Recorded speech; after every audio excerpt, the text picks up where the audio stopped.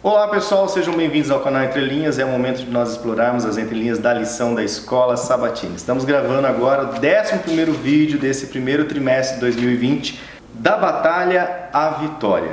E está conosco hoje o pastor Rodrigo Fritoli, que é o pastor aqui, capelão do nosso colégio aqui de Campo Mourão, no Paraná, e que vai fazer parte aqui desse vídeo, dessa lição, e vai trazer aqui alguns acréscimos, né, ao nosso canal. Seja bem-vindo, pastor. Obrigado, Lúcio. Obrigado, Ricardo.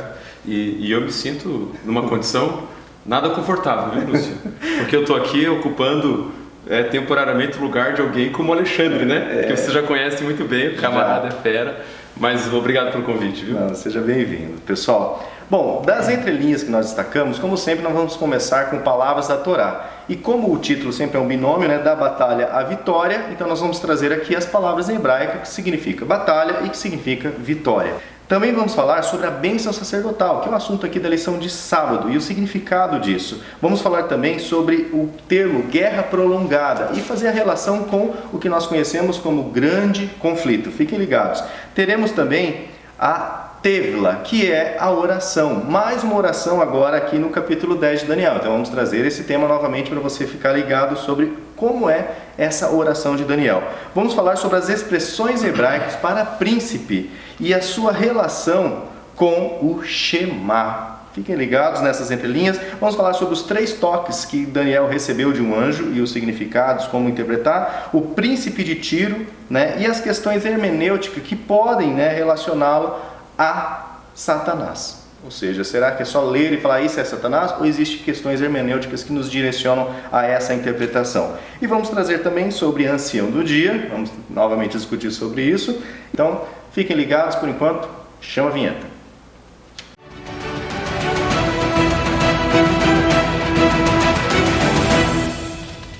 Bom pessoal, antes de nós entrarmos nas entrelinhas, vem aquele momento de nós aqui destacarmos alguns comentários, citar o nome de quem dedicou seu tempo para comentar no canal. Isso é muito importante para o canal, porque a plataforma do YouTube entende que o conteúdo é relevante e sugere esse conteúdo para os seus amigos aí nas suas regiões geográficas ou ainda nas suas redes sociais, tá ok, pessoal? Lembrando que tem um link aqui para você pular toda essa parte, e também aqui na descrição do vídeo você tem o link dos nossos grupos de WhatsApp, o Família Entre Linhas 1, Família Entre Linhas 2, o ADM, que só nós postamos aqui o conteúdo, e também todos os slides que nós produzimos estão aqui num link aqui, slides, para você acessar, e é só baixar, ok, pessoal? Agradecendo aqui o Wagner Barros, que voltou a comentar aqui conosco. Fazia tempo, Wagner, estávamos com saudade dos seus comentários. Obrigado, companheiro, está conosco, ele comemorando aqui os 3 anos desde o início. Edilza Nascimento, a parceira do canal, e o Demar Ramos, voltando a assistir. Ivaldo Santos e o Peterson Valber também, que pede inclusive para mandar um abraço para o pessoal do Colégio Adventista lá de Várzea Grande de Mato Grosso. Então o pastor do Colégio de Campo Mourão vai mandar um abraço. Um abraço pessoal aí do colégio. Várzea Grande, é isso? Várzea Grande. Mato Grosso. É um prazer, viu? A obra é a mesma, né? Aqui ou lá. Exatamente. É o colégio. Em qualquer país aí desse mundo. Queremos agradecer aqui também, pessoal, alguns comentários que a Ildilene Nogueira, querido, Samuel Pedroso, Eliabe Barbosa, o professor aqui comentou mais uma vez conosco, Cleide Goldner, Joabes Rodrigues, a Meire Roseli de Souza também, conheci vocês hoje, né, e já respondemos lá para ela, o Prado Inox, que eu sempre esqueço o nome dele, que ele manda, nem vou arriscar aqui a memória, mas comentou aqui no perfil, Sandra Bitar também, Wagner Barros comentando, Daniel Fernandes, Ilse e vários outros comentários aqui. Muito obrigado, pessoal, pelo seu comentário, né? Alguns a gente já responde, vocês também que estão assinando o canal aí já podem comentar também, e alguns trazem perguntas, né? A gente consegue responder. Logo eu vou responder tudo, eu estou dando umas férias. Né? Mas beleza, pessoal, nosso muito obrigado então. Bom, vamos ao que interessa então, né? Estamos aqui com o nosso convidado, o pastor Rodrigo, e o Ricardo. O Alexandre não pôde gravar conosco hoje, né? Está viajando, mas com certeza teremos aqui muitas coisas que podem ajudá-lo aí a entender melhor o tema da lição dessa semana, ok, pessoal? Então, para iniciar, vamos lá com palavras da Torá, então. É com você, Ricardo. Bom, vamos lá, gente. A batalha, a vitória, lição 11. Bom, a primeira coisa, palavras da Torá. Eu separei aqui 2 palavras hebraicas para uma primeira palavra para batalha, guerra, e uma outra para vitória. Não é propriamente a palavra que nós vamos encontrar em Daniel 10, tá? Mas eu separei aqui para vocês já vão entender por quê. Primeira coisa, Lahem significa guerra, luta ou combate. Como quem está acostumado com o canal sabe, nós vamos trabalhar com a pictografia da palavra. Como a escrita começou? Ela vai ter relevância, repetindo, obviamente, na Torá. Por quê? A Torá foi escrita com letras pictográficas. Vamos lá. Vocês já sabem, primeira letra aqui, Lahem seria um Lamed. Depois nós teríamos um Het, depois um Men. Lamed na pictografia hebraica seria o cajado do pastor. O Het seria uma cerca, é a letra de separação. Lamed é a letra de orientação do guia. O Men seria aquele mar trêmulo. Sempre tem alguma relação com a liturgia, ou então com as histórias que estão lá na Torá. Daí vocês lembram do Men, obviamente, quem já está acostumado com o canal, Merhefet al-Pedei Hamai, Veru Elohim, Merhefet al-Pedei Hamai, o Espírito de Deus pairava sobre as águas, o Men. Mas tudo bem, então essas letras aqui que significam uma luta, uma batalha, uma guerra. E daí ela vai nos remontar o quê? Coloquei essas figuras aqui mais ou menos para vocês entenderem o que seria uma possibilidade de por que essas letras elas foram escolhidas. Nós temos aqui Moisés com o cajado, que seria o guia, e o Mar Vermelho atuando como rede, assim, separando o povo de Deus que atravessou são e salvo, e o povo egípcio que não teve a proteção divina em razão, obviamente, do coração endurecido do faraó. Vocês lembram? A gente sempre fala isso, porque é muito comum se falar o que, gente? O faraó endureceu o coração, daí vem os calvinistas, e Deus endureceu o coração do faraó, e vem os calvinistas falando em predestinação, coisa e tal. Mas primeiro, o faraó endureceu o coração, o faraó endureceu o coração, o faraó endureceu o coração, até que Deus endureceu o coração do faraó.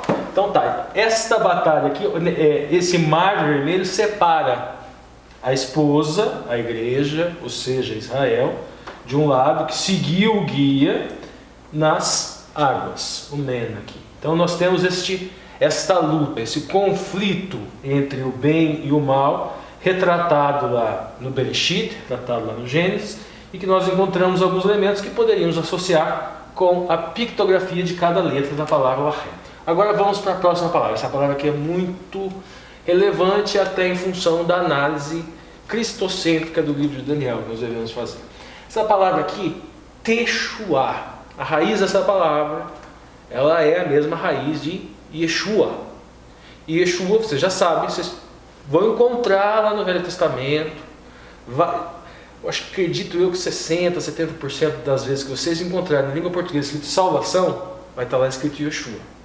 E é a mesma raiz. Teshuá significa salvação, redenção, vitória. Na pictografia se escreve com Tav. O Tav é como se fosse o xizinho de um contrato. Como se fosse o xizinho do contrato. O Tav é o acordo. O Shin, ficou faltando a figurinha aqui, provavelmente não baixou. A figura que tinha aqui não tem problema. A figura que tinha aqui eu faço com as mãos. É esse aqui, gente. É Birkat Kahonim. É a bênção araônica. É a bênção sacerdotal. Esse sinal feito com as mãos é justamente, gente, o sinal de um Shin. A tradição judaica ensina que o quê? Que isso daqui representaria a Shekinah. Shekinah é o quê? Shekinah é a presença do Eterno. Outros interpretam dentro da tradição judaica que se referiria ao Shabbat, que também se escreve com Shin. Outros ainda falam do Shalom, que seria paz, integralidade. Então seria um acordo. Na pictografia, o Shin são os dentes. É o alimentar, o consumir-se. O que efetivamente se faz, gente, na ceia? Você faz o quê? Você se alimenta do corpo de Cristo. Você se alimenta do sangue de Cristo. No sentido de santificação, o que seria esse acordo para o alimento? Você se esvaziar do seu eu e se encher do eu de Cristo, do eu de Jesus, do caráter de Cristo. Então seria um acordo para destruir o seu eu e se alimentar do eu de Yoshua. O Ain é a letra é o olho, seria na pictografia, a letra da experiência. E o Rei é a letra da contemplação. Lembrando, gente que está acostumado, Rei é a letra do quê? Letra de serviço. Ain é a letra do quê? Experiência. Então seria um acordo para se alimentar de Yoshua, o esvaziamento, o processo de santificação, e depois você ter uma experiência de servir. Então é um acordo para se esvaziar e se encher de Yoshua e ter uma experiência de serviço. Isso é salvação, redenção, vitória. Legal. Avançando agora para sábado, então. Na ponta da linha, Ricardo, de sábado. Vamos lá, sábado, na ponta da linha. Nossa luta é contra os poderes das trevas. O autor da lição deixa bem claro isso aqui no terceiro parágrafo, como o apóstolo Paulo declarou séculos depois de Daniel. A nossa luta não é contra o sangue e a carne, e sim contra os principados e as potestades, contra os dominadores deste mundo tenebroso, contra as forças espirituais do mal nas regiões celestiais. Efésios 6:12. A voz do além vai ler a escritura para a gente? Em Daniel 10:1 diz assim: no ano terceiro de Ciro, rei da Pérsia, foi revelada uma palavra a Daniel, cujo nome se chama Beltesazar, e a palavra é verdadeira e trata de uma guerra prolongada. E ele entendeu esta palavra e teve entendimento da visão. Gente, nós vamos analisar, estudar muito hoje, grave o nome, Adonai Tzvaot, ou Yahweh Tzvaot, que é Senhor dos Exércitos. Essa palavra aqui, a guerra, que elemento fixado, esqueci de pintar em vermelho, gente, mas tudo bem. Tzva, ou tzvo, significa reunir-se, guerrear ou servir. O tzvaot é exércitos, o outro é o sufixo plural da língua hebraica. E aqui Gadol.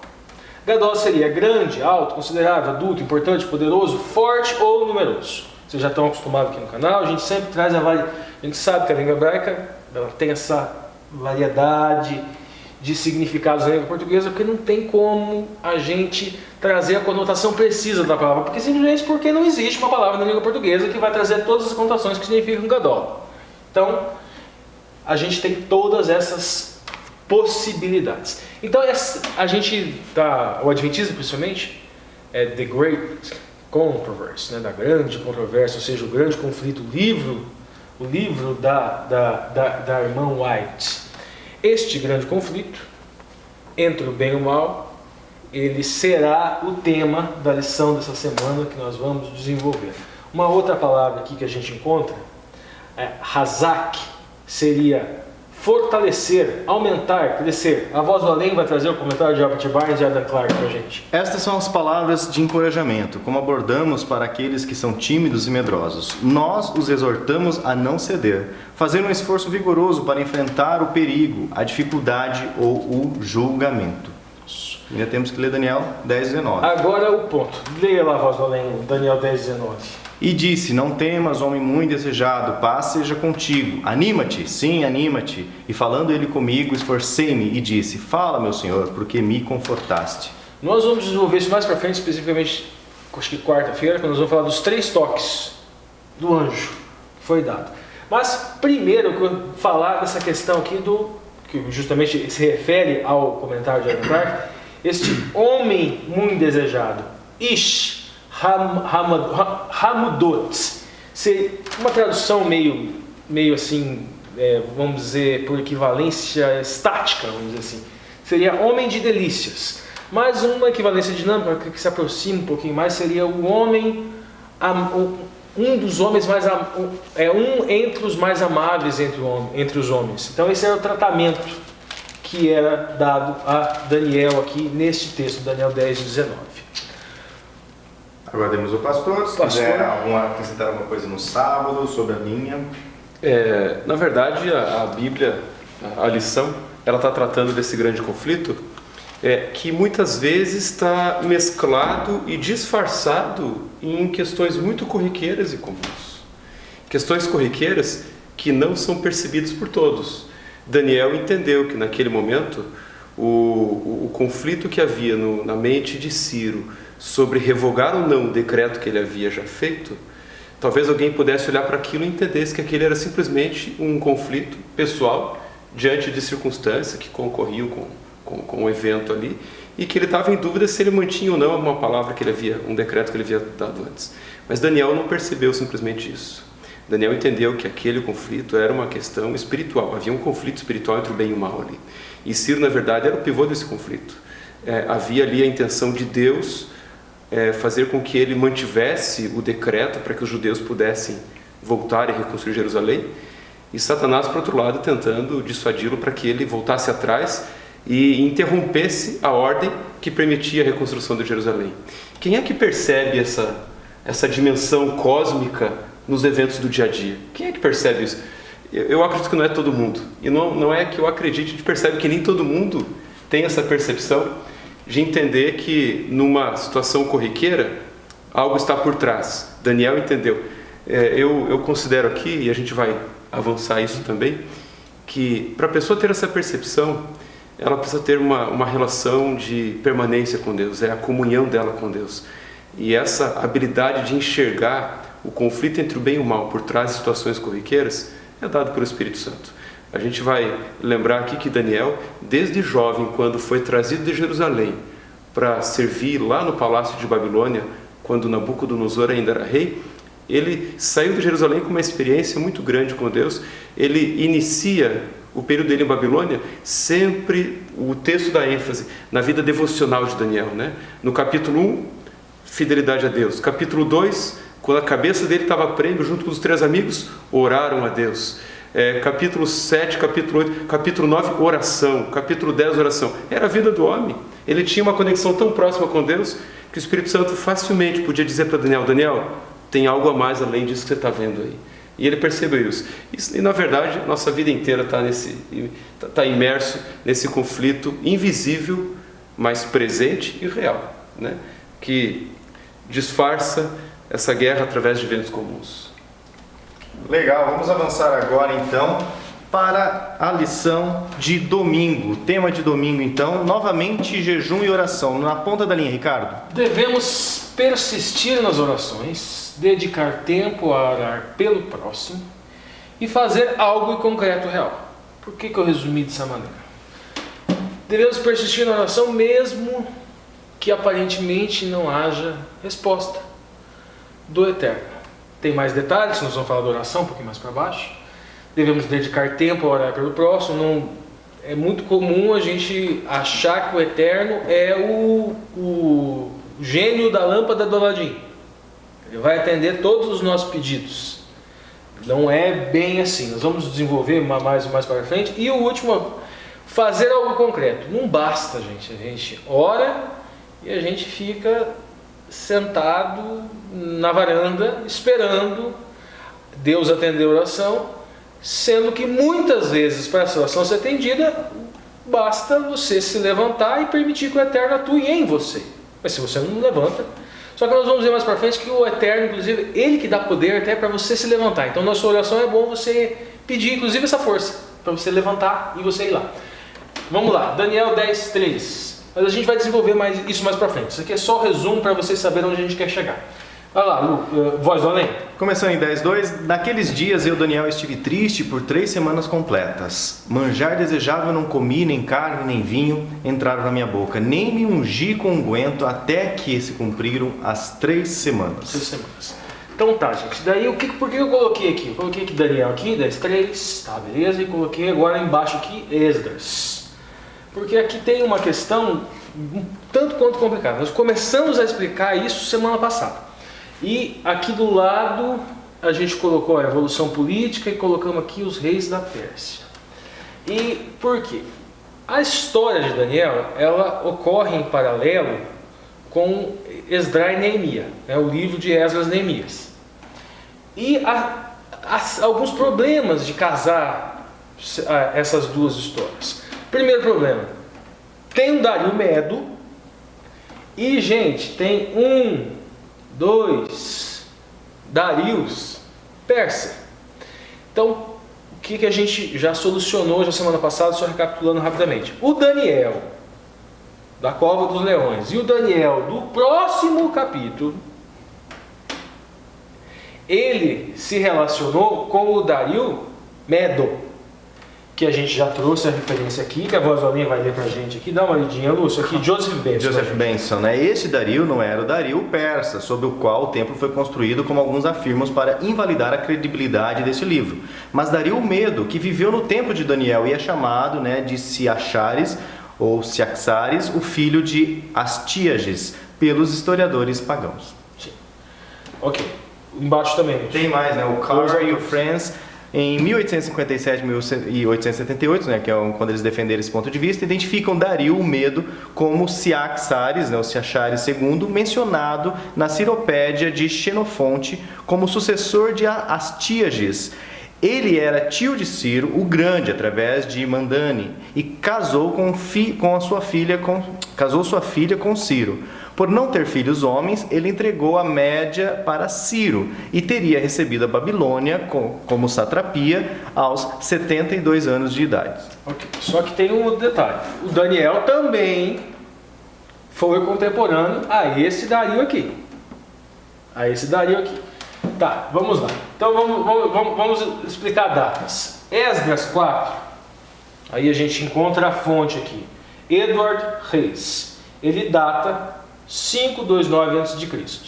A gente sabe, a gente sempre trabalha aqui com os espectros de possibilidades variados, tá? Ele fala 529, ok? Mas Frank Claesen já fala, autores que escrevem juntos, gente. Ele fala que pode ser entre 528 e entre 521, que seria o reinado, estaria situado Esdras 4. Poderia estar nesse leque de possibilidades.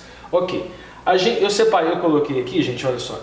Vamos lá, Lúcio, lê agora lá pra gente Esdras, para você entender vocês entenderem o que tem a ver Esdras com Daniel. Lê lá, Lúcio. Lá no capítulo 4, verso 3, porém Zorobabel e Jesua e os outros chefes dos pais de Israel lhes disseram, não convém que vós e nós edifiquemos casa a nosso Deus, mas nós sós a edificaremos ao Senhor, Deus de Israel, como nos ordenou o rei Ciro, rei da Pérsia. O que aconteceu aqui, gente? Veio o decreto, Ciro, para a reconstrução do templo, tá? E a gente tem a primeira leva aqui, aqui nós temos a primeira leva aqui com Zorobabel, de pessoas que vieram, que voltaram, cerca de 50 mil judeus, isso, né? Exatamente, que voltaram para Jerusalém. Esta primeira leva, ela foi oferecida, elas ajuda, eles são chamados aqui de samaritanos, e eles recusam essa ajuda. Por quê? Primeiro, porque o decreto era para eles, o decreto de Ciro era para eles. E segundo, porque aí é dedução, obviamente, né, que eles entenderam que havia malícia, e de fato havia, porque eles ficaram infernizando, atrapalhando a reconstrução do templo, a reconstrução da cidade, a reconstrução dos muros, tanto com Zorobabel, como com Esdras, como com Neemias, ficaram atrapalhando o tempo inteiro. Era isso que estava acontecendo, era esse o texto que a gente encontra aqui na linha da lição. E, paralelo a isso, a gente tem aqui, ou seja, nós temos aqui em Esdras o que estaria acontecendo em Jerusalém, e na lição desta semana, Daniel 10, ali nós temos o que estaria acontecendo lá na Babilônia. Então são duas histórias que a gente encontra na lição domingo, que são contadas paralelas uma à outra. Ricardo, só lembrando aqui também que essa oposição que os samaritanos apresentaram em relação aos judeus quando eles estavam construindo o templo, não era só uma questão de afinidade, né? Ou de malícia, de repente, como você colocou, é uma conjectura, dedução, né? Dedução. Pode ser que tenha havido, mas havia uma questão histórica muito profunda ali, né? E teológica também, de questões religiosas, porque em 722, quando Israel foi destruído e aniquilado pelo Império Assírio, quando Salmanaser invadiu Israel...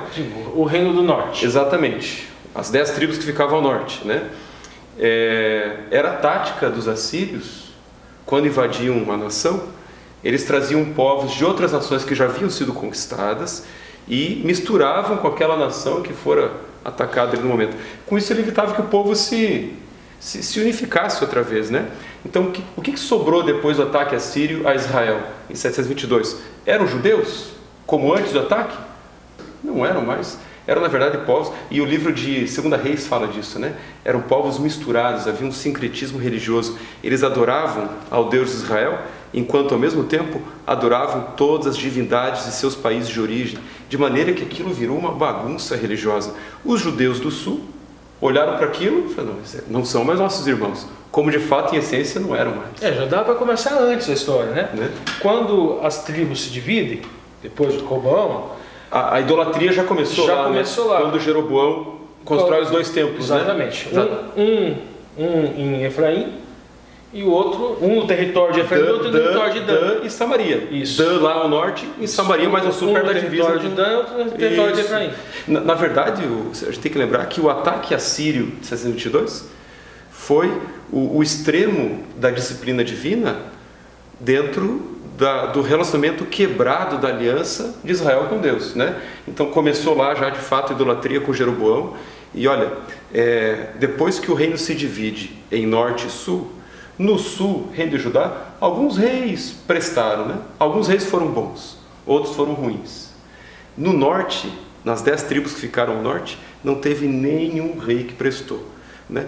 E de Jeroboão para frente, às vezes o próximo que vinha fazia pior do que o anterior, e pior do que o anterior, pior, até que Deus não teve mais o que fazer. Foi o ataque lá nos assírios, né? A iniquidade transbordou. E aí, realmente, quando os judeus voltaram pelo decreto de Ciro, dado ali no ano 537, 538, e tiveram a liberação para reconstruir o templo, quando os samaritanos ofereceram ajuda, não, vocês não têm mãos limpas para tocar nesse prédio aqui. Então, né? o pastor desenvolveu a dedução. Nós deduzimos que eles já estavam espertos, em função de toda essa história que nós descrevemos, desde a divisão das tribos, desde Jeroboão, até depois, quando o Império Assírio praticamente destruiu o restinho que tinha de identidade de um Yasharel, retidão aos olhos de Deus, naquele reino do norte, né? Então eles já deviam, mas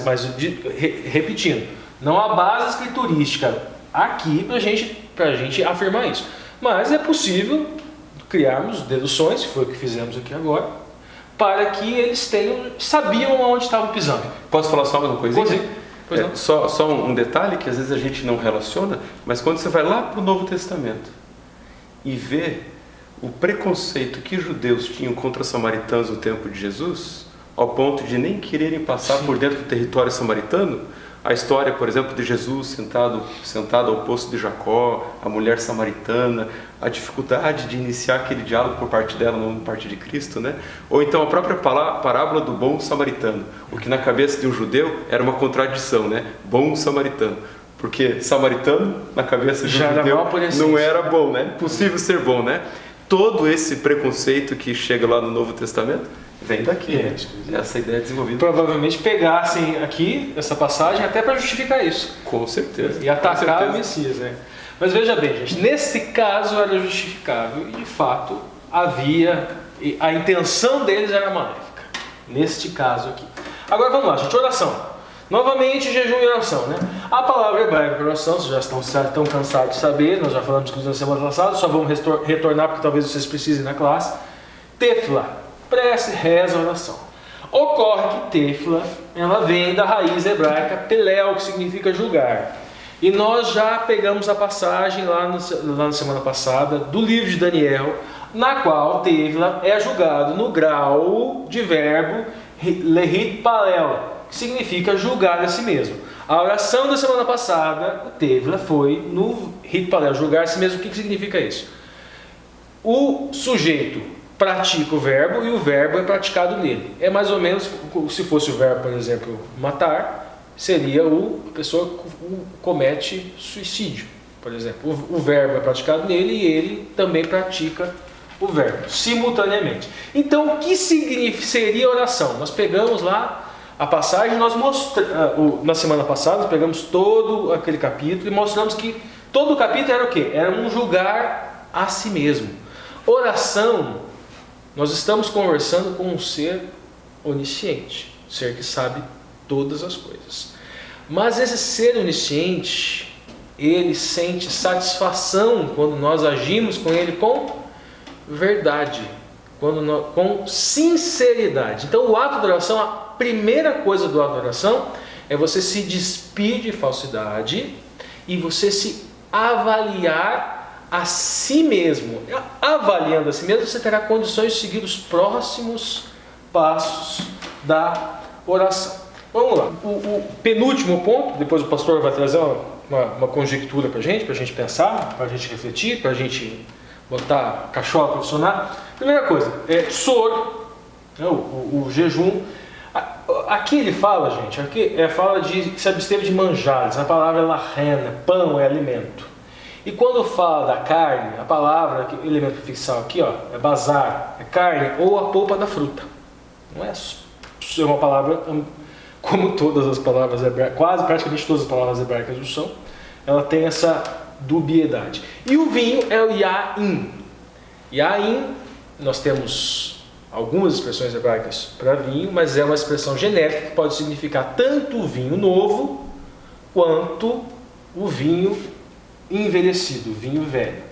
Mas acredito eu que Daniel não tomava o shecar. Nenhum. Provavelmente nenhum nem outro. Mas, nesse período, né? Nesse período com certeza nenhum nem outro. Agora, fermentado acho que não nunca, né? Mas eu acredito que shecar eu acho que ele não tomava nunca, que a bebida forte acho que ele nunca Capítulo 1 já dá indício para a gente pensar assim. Né? Agora, o pastor vai fazer a conjectura dele. Eu ia falar o seguinte. Pense você comigo aqui. Daniel orou por 3 semanas, 21 dias, para que Deus trabalhasse na mente, no coração de Ciro, para que ele não revogasse o seu decreto. Só para a gente pensar. Se Daniel não tivesse separado esse período de jejum e oração, será que as coisas teriam acontecido do mesmo jeito? Ou será que talvez não houvesse liberação para que Deus trabalhasse ali no coração de Ciro, fazendo com que ele confirmasse aquilo que já havia feito antes? Ellen White, citada várias vezes aqui, ela tem uma frase que se encaixa exatamente nessa situação.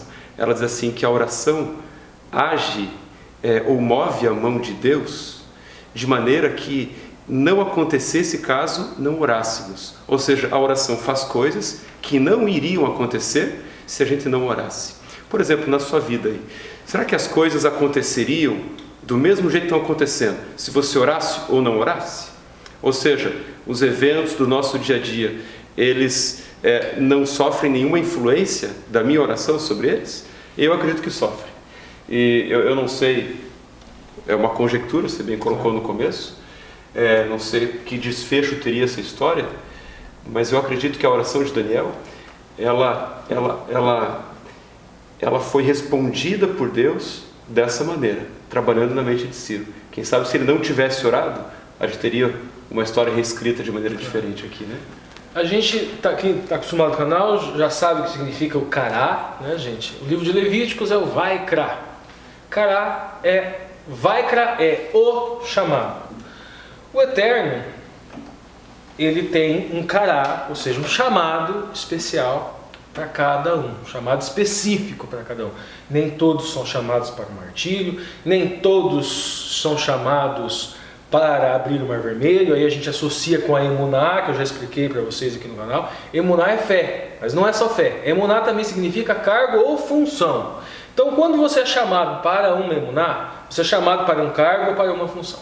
Se você for chamado para esse cargo e para essa função, significa que o Eterno irá denominá-lo. Shem é nome, é fama, é reputação.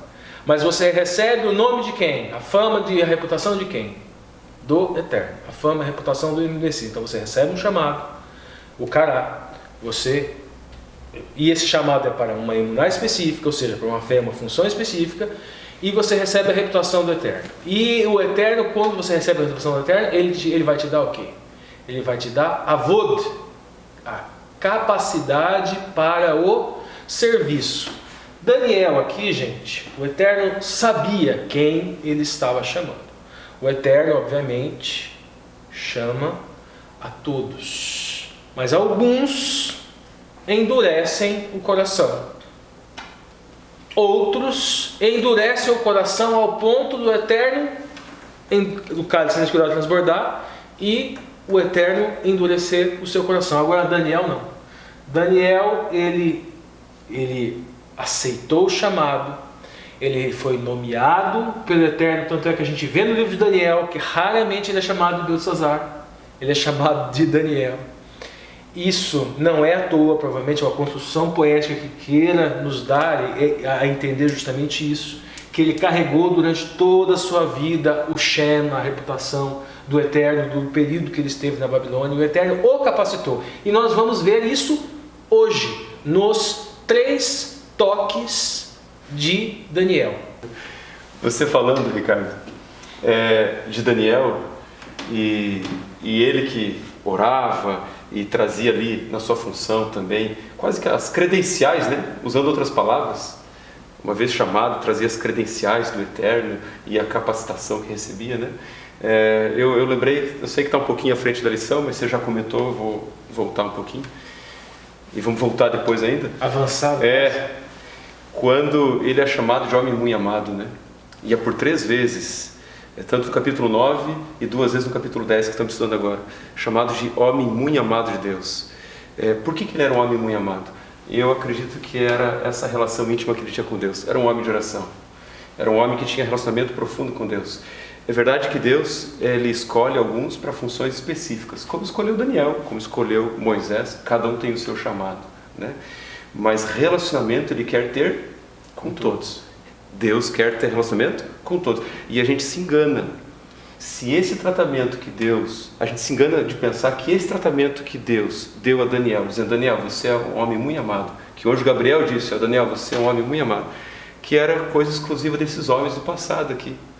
Deus, ele quer ter esse relacionamento comigo também. Ele quer poder me chamar de, Rodrigo, tu é muito amado. Tu é muito amado, Ricardo. A voz do além ali, muito amada. Entendeu? Basta nós entrarmos nesse relacionamento íntimo com ele. Entendeu? E por que Deus pôde usar Daniel? É porque ele tinha esse relacionamento. Talvez a gente não receba alguns chamados de Deus, né? Porque a gente não dá abertura para que Deus use a gente do jeito que ele pretende, né? E, gente, só última coisa, o Vaikra, o chamado para emunar em Yoshua, é para todos.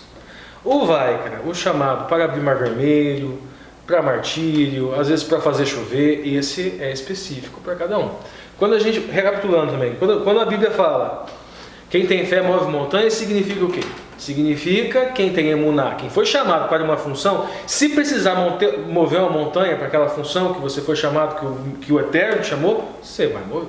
O Eterno vai utilizar você para mover. Se precisar abrir mar vermelho, agora não quer dizer que fé seja superpoder. E pegar uma outra frase,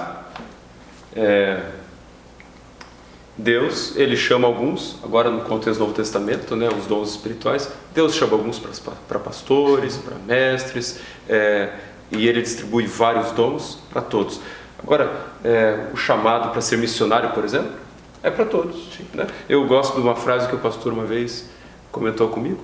O filho dele queria ser pastor, mas acabou não sendo. E ele usou uma frase assim, filho, Deus chama alguns para pastores, mas Deus chama todos para missionário. Então, engenheiro, missionário. Computação, missionário. Professor, missionário. Pastor, missionário. Todo mundo tem que ser missionário, né? Exato. Profissional de ciência da computação, Lúcio, missionário.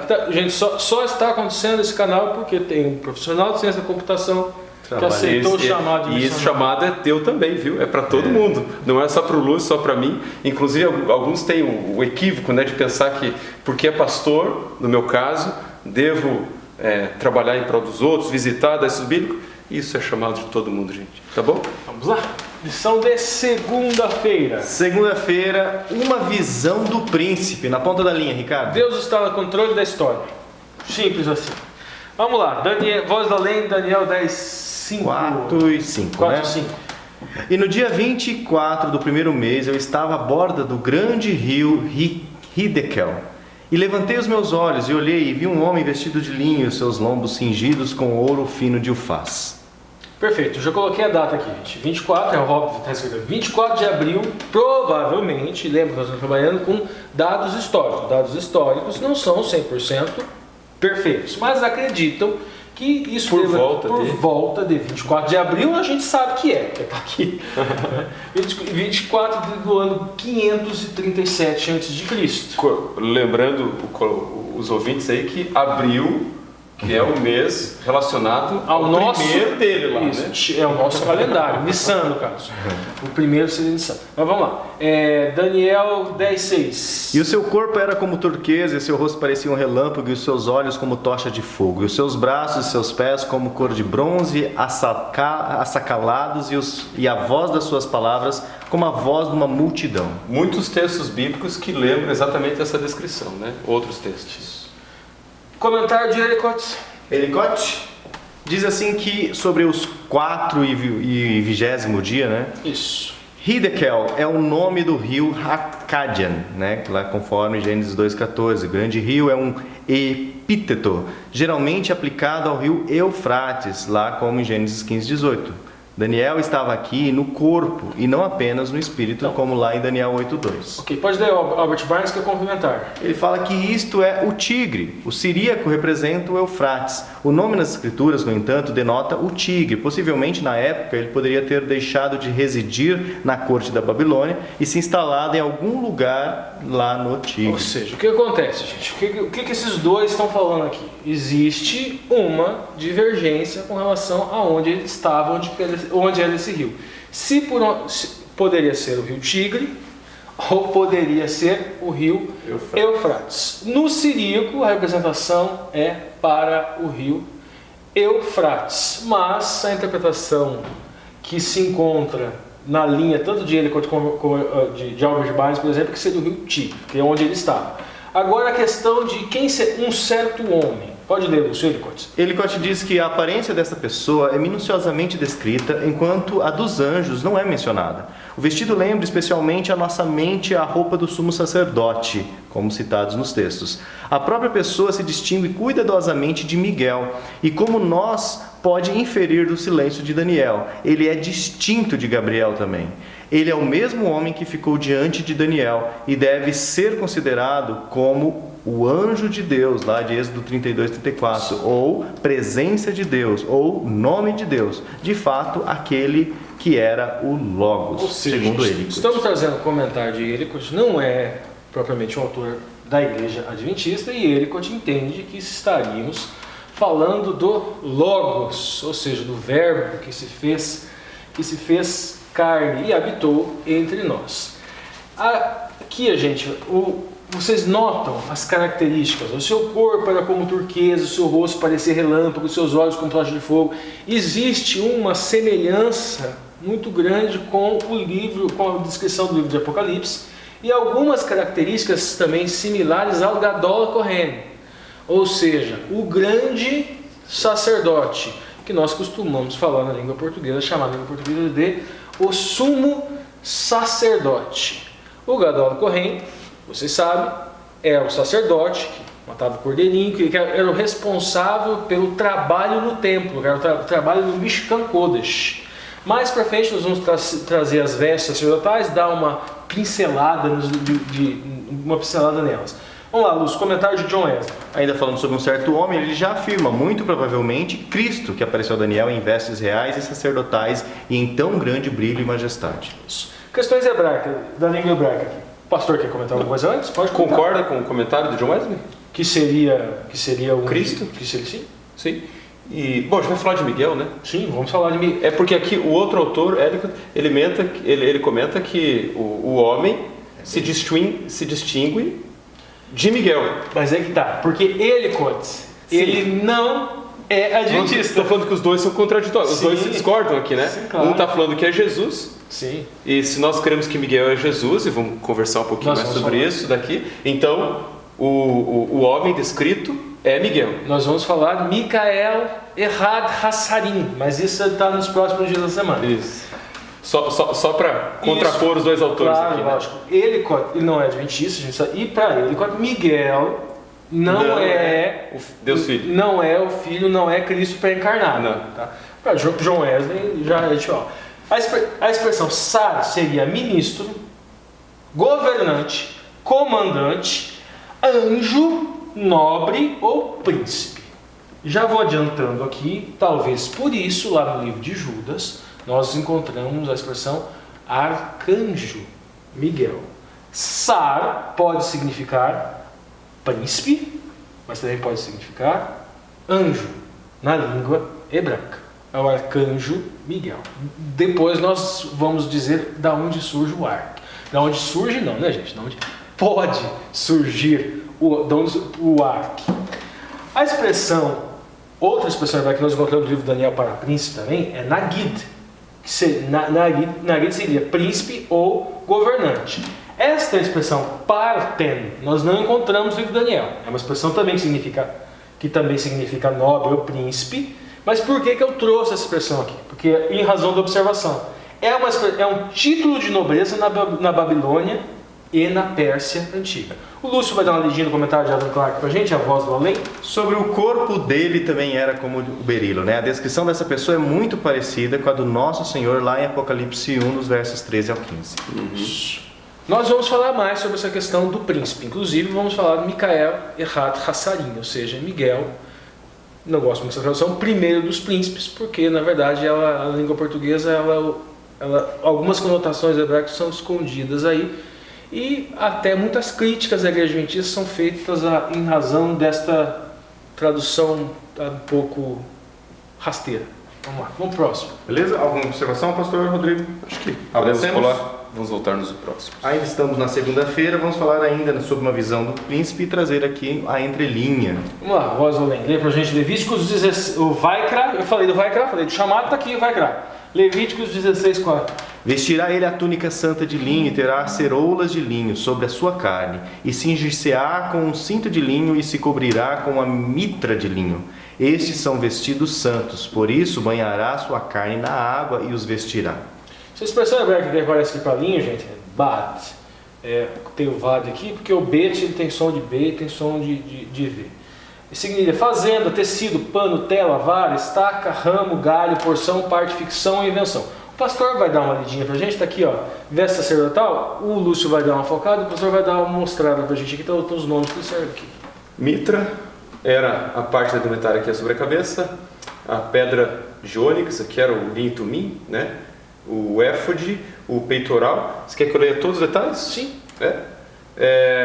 O peitoral, que tinha as 12 pedras, o urim tumim aqui, as ônix aqui nos ombros, o cinturão, que ia por cima de tudo, tá aqui a túnica branca, que ia por baixo, né, que ficava mais a pele, e a túnica azul. Acho que foi isso. Isso. Né? Esta é a veste do Gadol Kohen. Agora a veste do Kohen era mais simples. Só praticamente o linho. Isso. Né? Detalhe, gente, tem algumas simbologias, não vamos trazer todas aqui, mas uma simbologia que é interessante aqui no peitoral, pedra. Cada uma dessas pedras simboliza uma tribo específica de Israel. A gente falou de Yasharel, Israel. Yashar é retidão, ela é Deus. Então Israel é retidão aos olhos de Deus. Já explicamos no canal aqui que esse neologismo de Israel espiritual para a gente é desnecessário. Porque como se adquire retidão aos olhos de Deus? Atendendo ao Vaikra, atendendo ao chamado, de uma emuná, que é para todos, em Yoshua. Só é Israel quem atende o chamado para a emuná em Yoshua HaMashiach. Senão não é Israel. É isso que o apóstolo Paulo desenvolve, inclusive, no livro de Romanos. Quem nega Yoshua não é Israel, não é reto aos olhos de Deus. O sumo sacerdote fazia o trabalho de expiação de pecados, Mishkan Kodesh, Yom Kippur. Isso é tranquilo, pessoal. Vamos para o próximo slide. Terça-feira, então, agora, tocado por um anjo. Deus nos capacita a levantar, a ouvir, a falar, e Ele também nos dá força. Escritura, voz da além, Daniel 10:10. E eis que uma mão me tocou e fez que me movesse sobre os meus joelhos e sobre as palmas das minhas mãos. 11. E me disse, Daniel, homem muito desejado, está atento às palavras que te vou dizer, e levanta-te sobre os teus pés, porque eis que te sou enviado. E falando ele comigo esta palavra, eu estava tremendo. Pode, Ricardo, fica à vontade. Deixa eu só comentar e lembrá-los, por que Daniel estava fraco e teve que se levantar?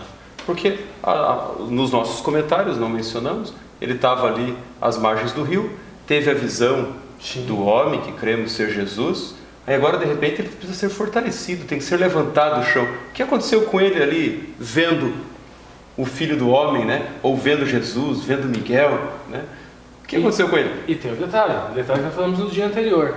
Ele também estava sem se alimentar dos manjares, ele estava num jejum, também tem esse detalhe. Mas vamos lá, eu quis fazer aqui também uma relação com o que aconteceu com Isaías, por exemplo, no capítulo 6, quando ele tem uma visão do trono de Deus, foi um dos poucos que tiveram esse privilégio. E curioso a reação desses que tiveram visão de Deus na sua glória, no seu poder, como governante, né? Era comum o ser humano, na fraqueza dele, se sentindo também incapaz, indigno, miserável, cair no chão, né? Veja o contraste. Eu, pecador, foi assim que Isaías se definiu, né?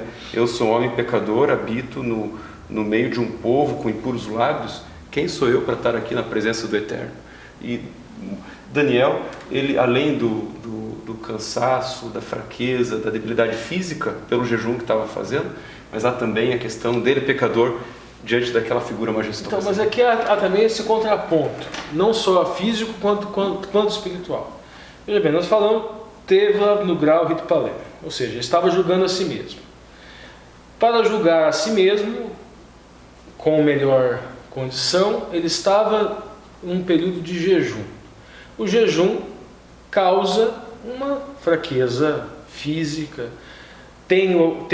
Essa mitzvah tem, obviamente, algo finalístico, nós já explicamos, que aquela porção do dia que ele se alimentava, ela era doada para o pobre. Então tem esse lado finalístico, mas veja bem, o jejum também tem um papel desse enfraquecimento físico para que nós tenhamos o real conhecimento da nossa natureza fraca, da nossa natureza debilitada.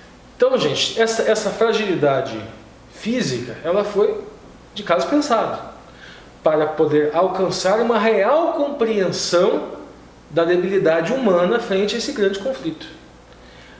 Obviamente que quando nós temos, como o pastor falou, nós temos esse contato mais próximo, mais face a face, o contraste entre a santidade de Deus, exatamente, e a nossa nos enfraquece. Mas se o copo estivesse cheio, vamos dizer assim, se Daniel estivesse cheio do seu ego e tivesse esse contato, provavelmente ele nem resistiria, né?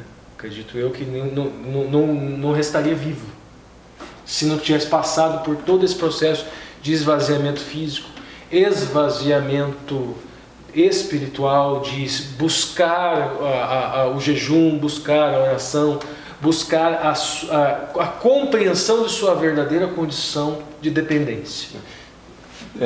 Pessoas como Daniel, que tinham essa comunhão íntima com Deus, também nem precisariam ter uma visão sobrenatural de Deus para entender a sua própria condição, né? E eu não sou profeta, e talvez Deus jamais me chame para ser profeta, e se nunca for profeta, nunca teria uma visão. Mas mesmo que eu nunca tenha uma visão de Deus, a sua glória, antes que Ele volte, né? Isso não me exclui da necessidade de, pela comunhão, entender a minha miserável condição. Já que eu tenho que entender também, né, Ricardo, que a presença de Deus está em todo momento. E se eu viver com esse senso real de que Deus está sempre comigo, eu jamais vou permitir que, como você falou aí, né, supondo que o meu ego esteja lá em cima, entendendo que eu sou melhor do que realmente sou, né? Vamos lá, nos próximos. Daniel 10. Agora Daniel 10, 12, 10, 13. Então me disse, não temas, Daniel, porque desde o primeiro dia em que aplicaste o teu coração a compreender e a humilhar-te perante o teu Deus, são ouvidas as tuas palavras. E eu vim por causa das tuas palavras. Mas o príncipe do reino da Pérsia se pôs de frente de mim 21 dias, e eis que Miguel, um dos primeiros príncipes, veio para ajudar-me, e eu fiquei ali com os reis da Pérsia. Isso. Acredito que o pastor queria falar depois do Daniel 12, mas vamos chegar aqui, depois o pastor entra na parte mais evangelística, né? Vamos para a parte mais... Vamos lá, aqui, gente, aquilo que eu falei, Mikael Ehad Hassarim.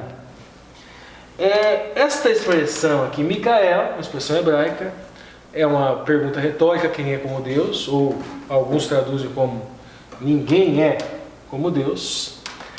Errad é a mesma expressão que está na Shema. Shema Errad Adonai Eloheinu Adonai Errad, que depois eu vou trabalhar ela.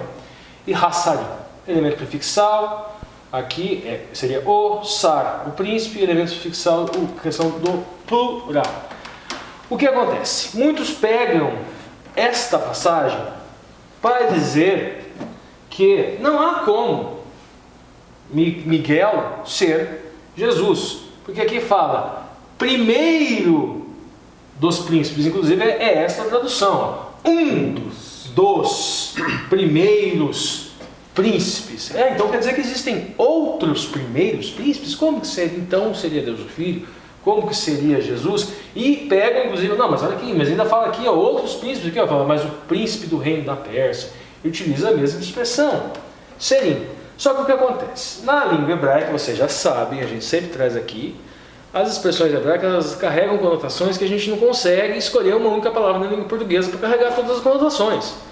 E sar é ministro, governante, comandante, anjo, nobre ou príncipe. Vai para o próximo slide, que nós vamos dar uma olhada na Shema.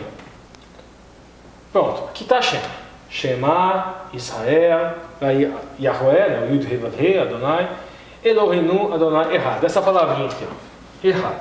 É a mesma palavrinha que está lá em Daniel, quando fala de Micael, Errad, Hassarim. Só que Errad, ela pode significar pode significar único, pode significar primeiro.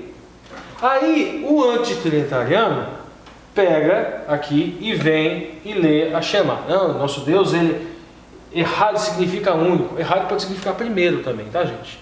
Então, esta expressão com esse significado ambíguo, ela não desqualifica a doutrina trinitariana.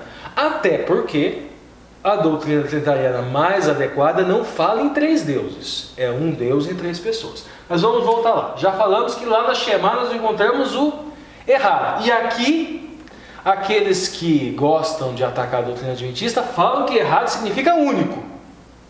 Na Shema, fala que é único. E que não tem outra interpretação. Errado é único. Volta lá, Lúcio. Voltando. Tá, se lá era único, e daí aqueles que também atacam a doutrina adventista, Micael, Errad, Hassarim, primeiro dos príncipes, para dizer que Jesus não é Miguel. Então lá é único e aqui não é único, porque é a mesma expressão, Errad.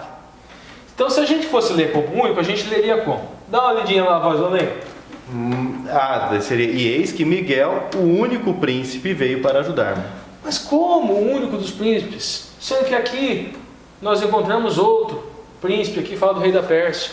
Mas nós também encontramos, lá na mesma Shema, Adonai Eloheinu. Eloheinu é nosso Deus. Ouve Israel, nosso Deus, nosso Senhor Deus é.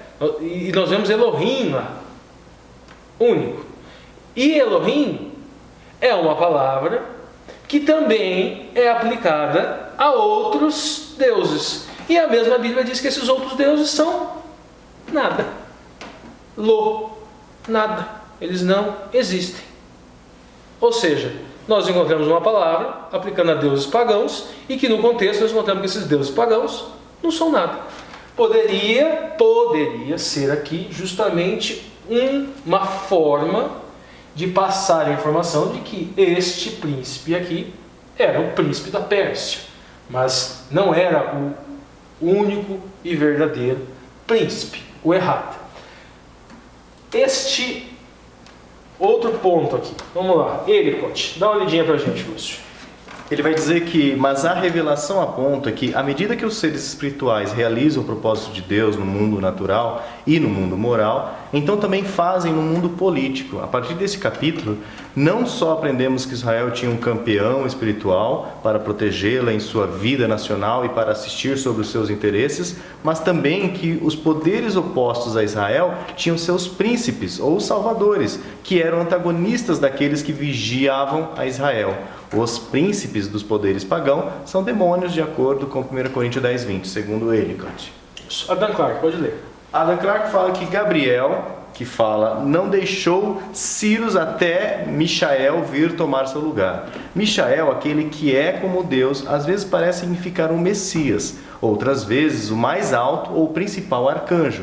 De fato, não há arcanjo mencionado em toda a Escritura, mas este aqui. Isso.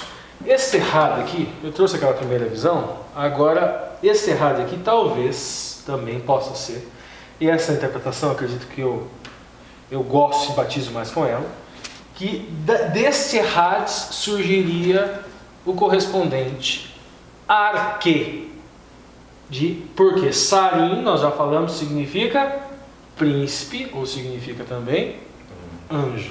Errad hassarim. Uma possibilidade que daqui surgiu a expressão, obviamente não em língua hebraica, arcanjo. Vamos lá, vamos pensar desenho animado. Quem é o arqui-inimigo do Superman? Lex Luthor. Lex Luthor. Existem dois arqui-inimigos? Existem dois arqui-inimigos? Por quê? Não existem dois. Porque arque é um sentido de principal. Quase que chefe, né? Então, este primeiro pode ser no sentido de primeiro, no sentido do principal dos príncipes. Ou seja, haveria o príncipe da Pérsia, haveria o príncipe da Babilônia, haveria o príncipe de sei lá onde. Mas o Errad Hassarim é só um. O principal dos príncipes, senhor dos exércitos. Eu devo lembrar também que sarim, príncipe, ele é uma palavra não aplicada só nesse contexto para qualquer príncipe, inclusive no contexto humano, né? Aqui eu tenho um príncipe, aqui eu tenho outro. Não necessariamente primeiros aqui no plural esteja se referindo a esse, não a esse. Esse príncipe é o que se opõe a Gabriel. Esse é o príncipe que está vindo em socorro a Gabriel. Então, os príncipes aqui no plural, eu não incluo o príncipe da Pérsia. Esses príncipes no plural, que se refere a mais de um, são aqueles que estão em socorro e ajuda de Gabriel. Portanto, eu excluo a hipótese de que ele se refira ao príncipe da Pérsia. Ele quem? De que os primeiros inclua a ideia de que talvez embuta também aqui o príncipe da Pérsia. Então, esses três príncipes... Esse plural só está em português. Esse plural de primeiros aqui não. Errado não tem sufixo plural. Então corta lá, vamos conversar aqui. Eu entendi o que o professor está falando. Entendi, mas vamos É que tem um momento que você comentou, que, por exemplo, os antitrinitarianos, né, comentam que esse primeiro pode ter o significado de único. Né? Único. Não, mas na Shema, aqui não. Lá no outro versículo, aqui não. É que daí você relacionou quando você falou assim, mas não pode ser único, porque aqui também aparece príncipe. Então você conectou com o texto aqui, quando você falou isso. Mas é que tá, mas eu conectei porque eu estou pensando na mente deles. Eu estou desenvolvendo um raciocínio, porque lá na Shema, eles pegam errado e falam que lá é único. E daí, por que lá é único e aqui não é único? Então, na verdade, eu estou raciocinando dentro da lógica que eles desenvolvem. E daí estou tentando demonstrar... Eu tentei demonstrar a falta de coesão interna dentro da lógica que eles estão falando. Foi isso que eu fiz, entendeu? Okay. Eu não estou introduzindo. Eu entrei no raciocínio deles. E dentro da lógica do raciocínio deles, eu incluí aqui. Entendeu? Tá. Ok. Eu entendi, mas é que a leitura que eu fiz da tua fala foi que talvez você tivesse mencionando aqui, eu compreendi isso, entendi o que você falou agora, que não poderia ser único, já que existem outros, né? Mas aí Mas isso que eu estava falando, eu estava dentro do raciocínio deles. Tá. Eu estava no raciocínio deles, porque o raciocínio deles fala o seguinte: na Shema, não aqui eles não falam que é único. E vai lá, e todo mundo está presenciando a discussão, manda ver. Você não está gravando isso, né? Claro que está, vocês são... Todo mundo vai ouvir a explicação. Não, porque aqui ele não fala que é único. Aqui eles não falam que é único. Aqui eles falam que é primeiro. E batem o pé, que errado só pode significar primeiro. E lá na Shema não, eles batem o pé do contrário, que lá só pode significar único. Exatamente. O que é contraditório. Isso. É esta contradição, eu entrei no raciocínio deles para tentar demonstrar essa contradição, falta de coesão interna. Num texto é uma coisa, no texto é outra. Entende? Agora, uma coisa... Não está gravando mesmo, né? Claro que tá. Ao vivo, transmitindo. Não, pode. Não, é bom porque, na verdade, isso vai esclarecer, né? Até para de alguns. colocar depois. Isso, né? pode falar. Os primeiros príncipes, né? Um dos primeiros príncipes. De fato, eu não tenho como relacionar esse príncipe com os de baixo, evidentemente. Esse é o que Pode se falar opõe. mais alto. Esse é o que se opõe. Esses aqui estão vindo em socorro de Gabriel, certo? E numa leitura assim interpretativa pessoal, é claro que eu relaciono o que com um dos primeiros. Que explicação tem para isso? Então, porque eles entendem É a Trindade. Aí que tá. Tem aquela falta de coesão interna, né? Mas aqui eles batem o pé que aqui é a primeira. Tá? Porque aqui é a primeira dos príncipes. E fala assim, não, mas como que pode ser Cristo aqui? Se esse daqui é um dos primeiros, esse príncipe aqui estaria incluído aqui e seria um desses. A interpretação daquele que entende que Miguel não é Yeshua é que este primeiro príncipe aqui estaria aqui dentro, incluído. Não é esta a interpretação nossa. Nós entendemos que Miguel, ele é o Messias pré-encarnado, e a interpretação particular minha, que eu simpatizo, é que a expressão arcanjo, ela vem daqui. Este arque, é o que eu estava falando do Lex Luthor, seria o Errad, ele viria do Errad Hassarim. E o seria príncipe, mas também significa anjo. Em função, obviamente, nós somos parciais, gente. Nós temos uma fé, nós estamos no movimento chamado Adventista. O movimento Adventista propaga esse tipo e nós somos tendentes. Eu, em função disso, prefiro esta leitura, que aqui seria o Micael, Errad Hassarim, poderíamos ler o arcanjo ou arquipríncipe, ou seja, o principal dos príncipes, nesse sentido. Pastor, quer falar alguma coisa? A palavra arcanjo, arquiangelos, Exato. grego, Novo Testamento. grego, né? Você tem subsídio para linkar o grego aqui com essa suposição de que esse Echad estaria ligado ao grego lá? Não, errado. Não tem como estar ligado, porque são idiomas diferentes. Aí que eu coloquei. Aí nós vamos chegar. Porque então a ideia de que aqui seria arque do grego. Hebraísmo. O hebraísmo ele é dedutivo. E eu já adiantei. Nós somos parciais. Nós temos uma doutrina, a nossa maneira de ver, e aqui poderia ser um elemento que fortaleceria aquela linha de pensamento de que Miguel seria pré-encarnado, seria o arcanjo. Existe uma base hermenêutica forte para isso? Não. Mas existe uma base hermenêutica forte para pegar isso daqui e afirmar que esse primeiro dos príncipes não é o Messias, porque aqui estaria utilizando a expressão? Também não. É isso que a gente está dizendo. O fato de afirmarmos também que Miguel é Cristo pré-encarnado, creio não depender simplesmente dessa expressão e de um outro grupo de textos que vamos ver ainda, né? Aí com esse grupo, com essa visão mais ampla, pegando todas as referências bíblicas a Miguel, que são 5, e mais alguns textos que fazem referências indiretas a ele, eu não consigo ver diferente. E aqui, agora vou colocar a minha interpretação dentro do contexto que vejo, um dos primeiros príncipes. Eu vejo aqui uma referência muito, muito clara à Trindade, né?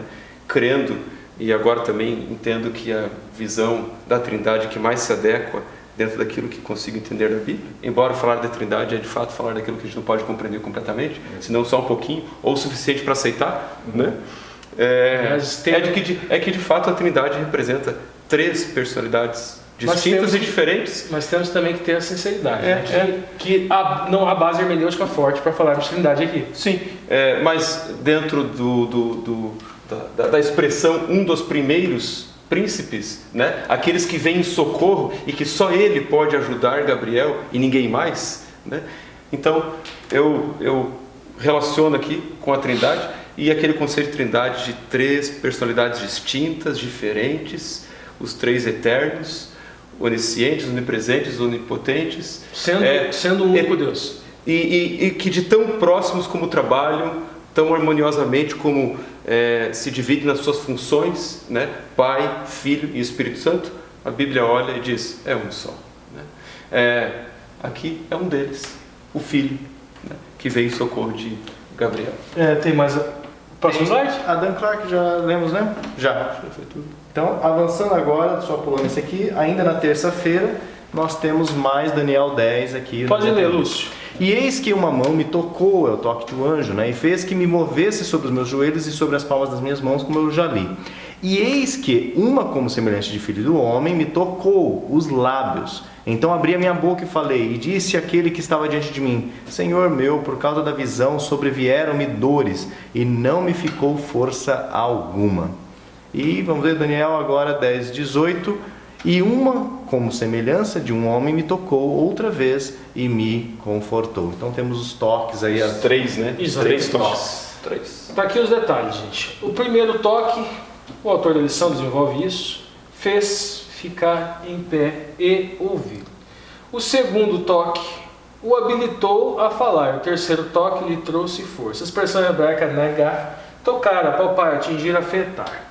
A questão aqui, gente, Benei Adam, filho do homem, hebraico, homem, indivíduo, pessoa, ser humano ou humanidade.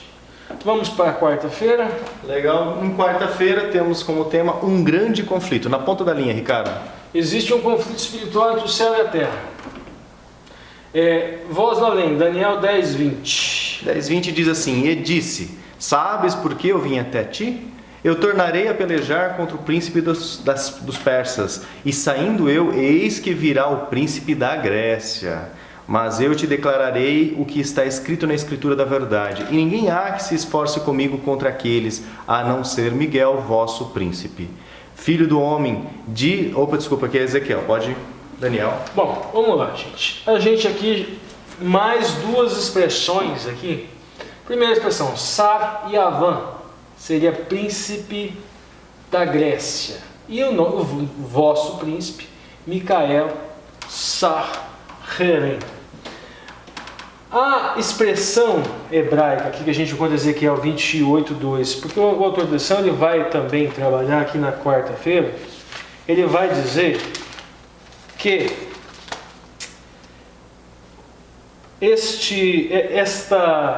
esta expressão príncipe de Tiro, ela foi utilizada para Satanás. Entendemos, dentro da doutrina adventista, que se refere a Satanás. Mas quando a gente lê o texto na língua portuguesa, está lá príncipe de Tiro, não está Satanás hora nenhuma.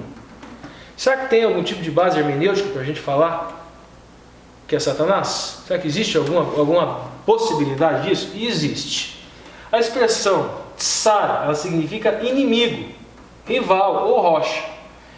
Se pega esse último significado, rocha, para afirmar que se estaria falando do príncipe de Tiro.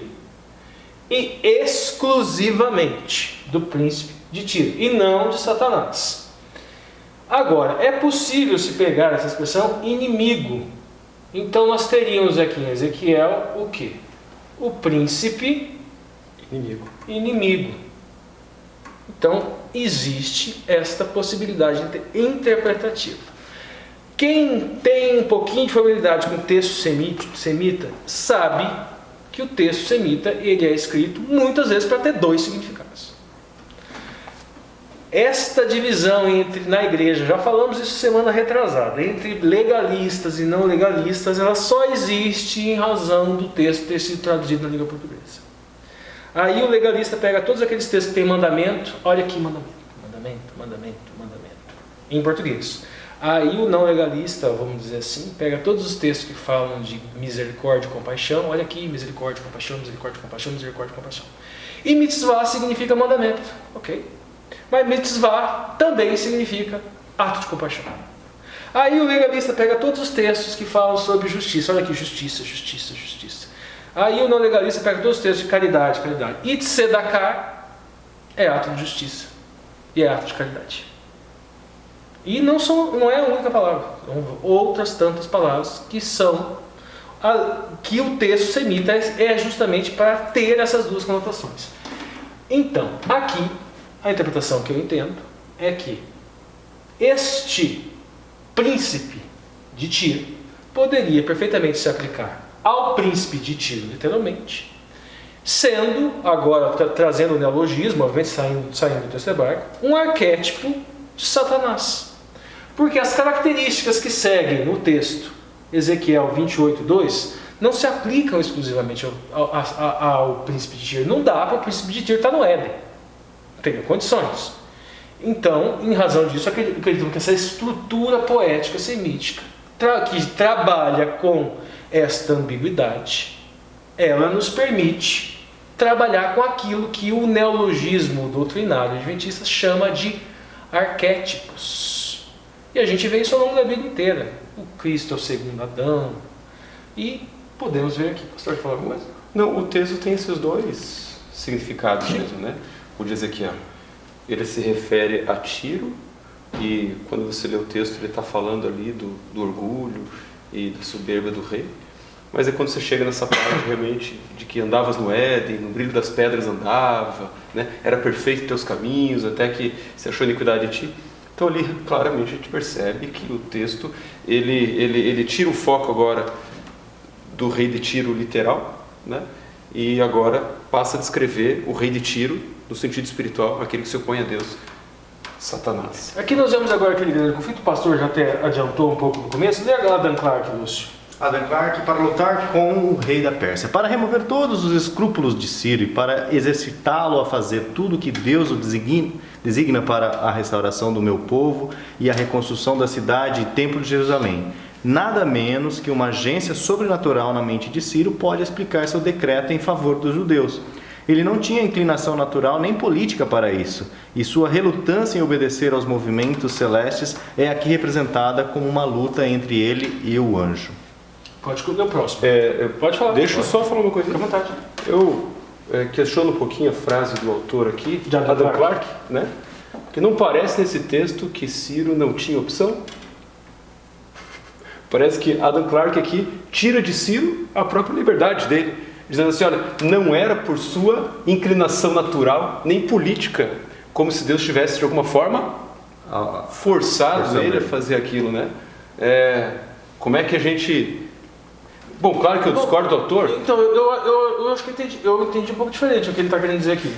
Que ele não tinha inclinação natural. Nada menos que uma agência sobrenatural na mente de Ciro pode explicar seu decreto em favor dos judeus. Ele não tinha inclinação natural nem política para isso.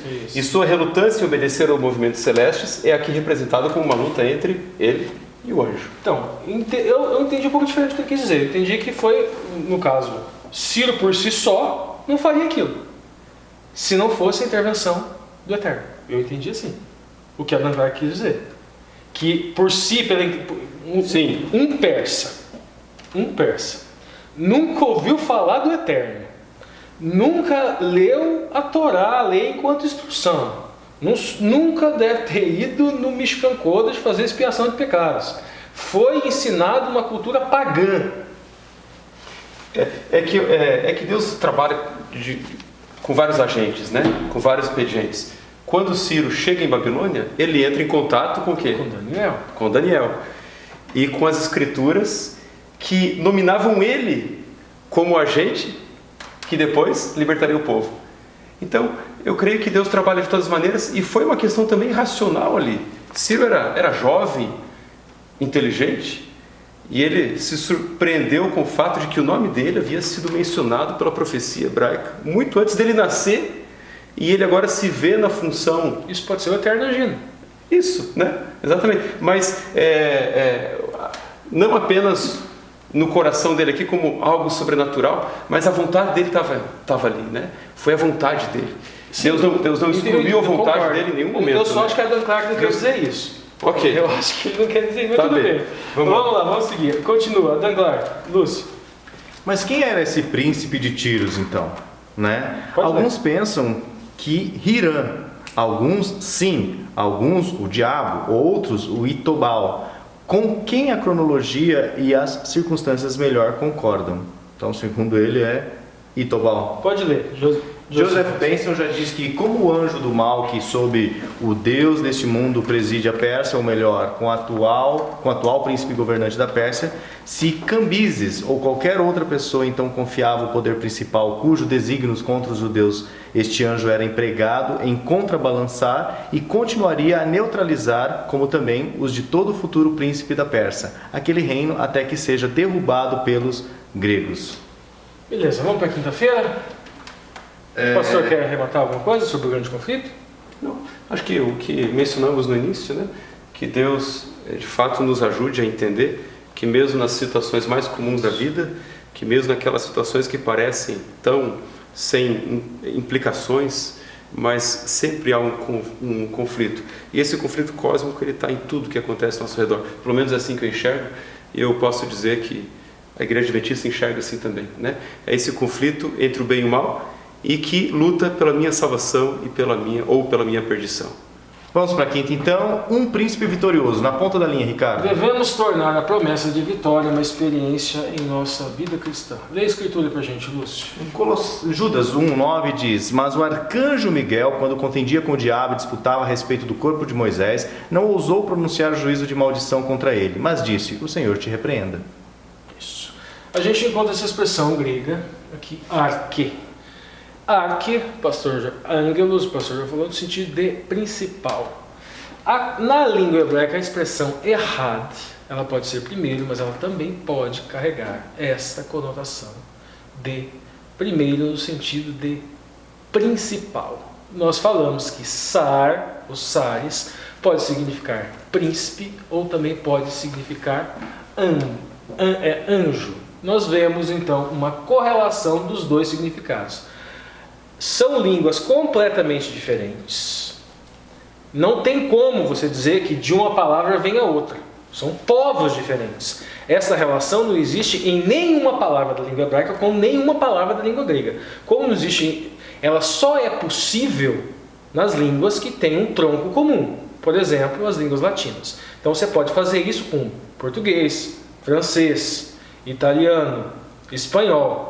Aí você... elas vêm de uma raiz comum. De línguas... Agora, a Bíblia foi escrita em grego, em hebraico. Você consegue fazer... essa palavra vem daquela palavra. Hebraico e aramaico.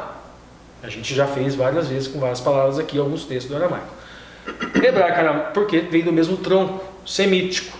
Agora, com o grego, não dá. Então, daí como que a gente busca isso? Isso é feito com várias outras palavras do grego. Feito com várias outras palavras gregas, por exemplo, com a palavra nomos. Nomos é o equivalente a Torá, lei e constituição. Um outro exemplo, entole. Entole é mandamento. Qual é o correspondente hebraico? Mitzvah. Elas vêm da mesma raiz? Não, elas não vêm da mesma raiz. Como a gente encontra isso daí? Pelo significado da palavra. O significado é correspondente. Né? Significado é correspondente. Então nós encontramos essa correspondência e encontramos o hebraísmo no texto grego. É algo exato? Não é algo exato. Trabalhamos com hipóteses. E uma hipótese é essa, que arque-ângelo possa ser um correspondente de errad hassarim. E há só duas coisas aqui que eu queria ressaltar. Alguns veem problema em identificar Jesus com anjo, né? Alguns não aceitam essa ideia. Eu já encontrei pessoas e conversei com pessoas que, quando citei que Miguel é Cristo, na nossa compreensão, se escandalizaram, mas o que? Jesus então é um anjo? Jesus é criado? Né? Mas a palavra angelos significa mensageiro. Aquele que... porta-voz de uma mensagem. Porta-voz de Deus. Né? E se você pensar que Cristo, como mensageiro da divindade, se encaixa perfeitamente, porque sempre a divindade, quando eu falo divindade, trindade, Pai, Filho e Espírito Santo, sempre o Filho foi o escolhido para revelar à humanidade a divindade, né? Quem foi o agente da criação que falava, haja luz? O Filho. Quem desceu sobre o Monte Sinai e escreveu com seu dedo? O Filho. Aquele que apareceu para Josué como um soldado e que declarou: sou o príncipe do exército do Senhor, né? Com espada na mão e armadura. O Filho, aquele que lutou com Jacó no Vale do Jaboque, também pré-encarnado ali, e Jacó pensando que era um bandido. O Filho, aquele que sentou na tenda de Abraão. O Filho. Olha, Jesus revelando a nós, a humanidade, a própria divindade. Então ele é um mensageiro, ele é um anjo. E aí você vai para textos como lá Juízes capítulo 13, capítulo 6, ali no anúncio do nascimento de Sansão, por exemplo, ali a expressão o anjo do Senhor, você vai ver no contexto que se refere exatamente a Deus. Então não há nenhum problema você dizer que Miguel e o anjo do Senhor se referem a Jesus, porque se encaixa perfeitamente na função que ele também tem de revelar a divindade a nós, né? E com respeito a Miguel ser Jesus, além de tudo aquilo que o Ricardo já falou e já mencionamos, o conjunto de textos, né, Ricardo? As 5 passagens bíblicas que mencionam Miguel diretamente e as outras indiretas, elas relacionadas todas, elas não apenas nos inclinam, creio eu, nos levam invariavelmente para a conclusão de que é Deus Filho, né? Tanto apresentando ele como príncipe, apresentando como arcanjo. Você já falou que arcanjo é uma palavra que só aparece no singular, não temos arcanjos como querubins, serafins, arcanjo é só um. Além do fato de que 1 Tessalonicenses 4,16 também fala de arcanjo, o arcanjo descendo do céu e ao som de sua voz, os mortos em Cristo ressuscitando primeiro. Capítulo 12 de Daniel, que ainda vai ser estudado, mas falando que Miguel é aquele que livra, que socorre o seu povo e que também é o agente da ressurreição. Então, no contexto todo, a gente não tem para onde escapar, né?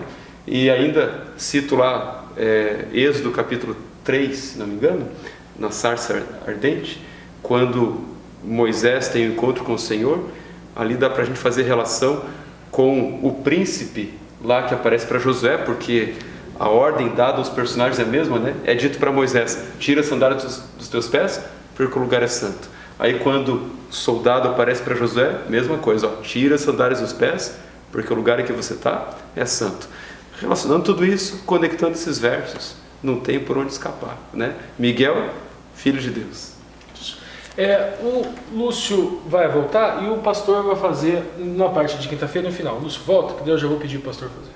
Seguinte, o autor da lição: devemos tornar a promessa de vitória uma experiência em nossa vida. Antes do Marcos, o pastor poderia desenvolver um raciocínio sobre como, de forma prática, nós podemos transformar a fé de um príncipe vitorioso, ou seja, de Miguel vitorioso, nós trazermos algo de prático para a nossa vida diária.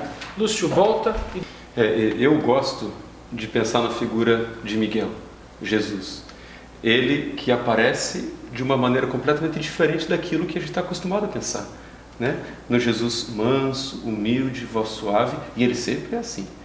Mas pensar no Jesus que coloca uma armadura de batalha, com uma espada nua na mão, para guerrear contra Satanás, em defesa de quem?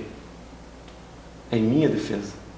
Isso me faz muito bem, sabe, Ricardo Lúcio, pensar que ao meu favor, ao meu socorro, para me ajudar a também vencer o príncipe da Pérsia, vem Miguel em meu socorro, com todo o poder, com a sua armadura, com a sua presença de alguém que batalha, um grande guerreiro. Na Bíblia, Deus é várias vezes representado assim, né, como o Senhor da guerra. E ele está guerreando por mim. Ali ele está vindo em minha defesa. Como é que eu posso agora assumir ou tomar posse dessa vitória que é de Miguel contra Satanás, para que eu também seja vitorioso contra Satanás? Aí é dependência de Deus. Aí é a gente copiar um pouquinho a vida de Daniel, né? O Daniel que orava constantemente, que mesmo diante das situações dramáticas da vida, quando tudo inclinava a ele a cuidar de tudo, menos separar tempo para oração, ele separava tempo para oração. Ele cuidava de todos os assuntos do reino, tanto é que era um homem fiel, tudo que ele fazia prosperava, todos confiavam nele, o rei Dario confiou nele, Nabucodonosor confiou nele, mas mesmo cuidando de assuntos de uma nação tão grande quanto a Babilônia, ele separava tempo para orar, ele orava, ele dependia de Deus, ele tinha comunhão com Deus. Era a vida dele particular, pessoal com Deus, que permitia com que a vitória de Miguel fosse a vitória dele também contra o inimigo comum, que é o inimigo de Deus e é o meu inimigo também.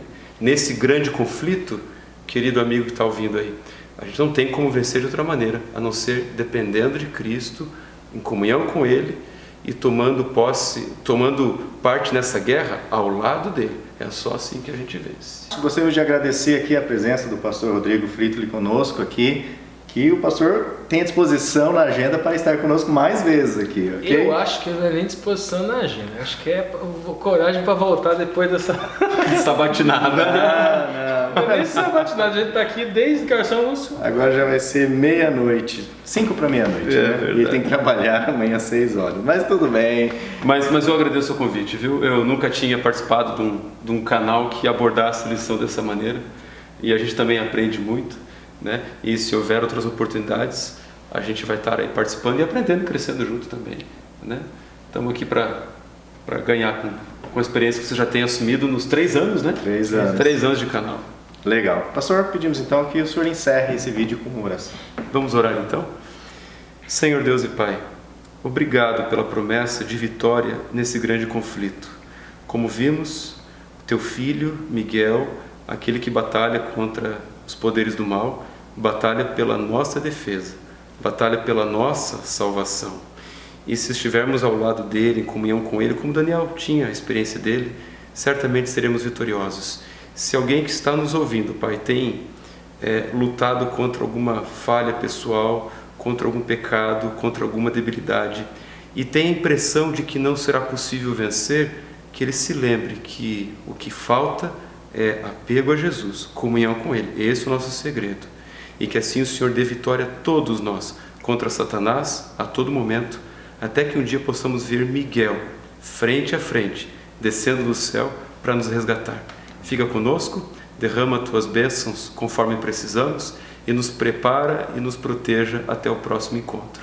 Na Tua paz e graça nos despedimos, em nome de Jesus. Amém. Amém. Amém. Tchau, tchau, pessoal. Então, Tchau, tchau. fiquem com Tchau, Deus. tchau. Fique com Deus. Ai, meu Deus, meus pés.